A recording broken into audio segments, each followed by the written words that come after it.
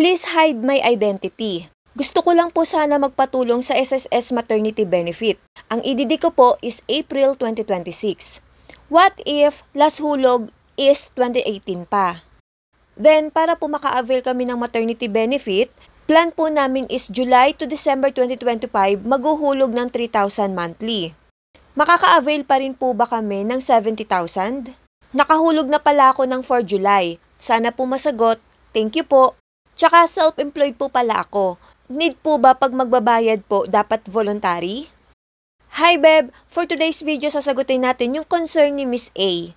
Beb, kung ang EDD mo ay April 2026 at para malaman kung ikaw ay qualified sa maternity benefit, exclude natin ang semester of contingency mo na mula January 2026 to June 2026. Hindi po ito kasali sa computation ng maternity benefits mo.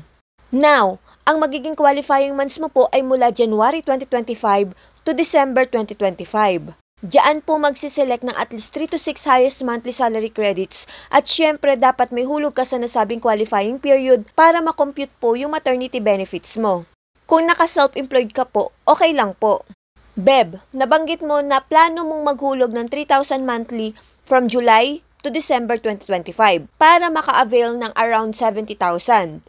Yes, pwede yan. Make sure lang po na mabayaran mo yung August to December contributions on time bago mag-January 2026 para iwas late payment.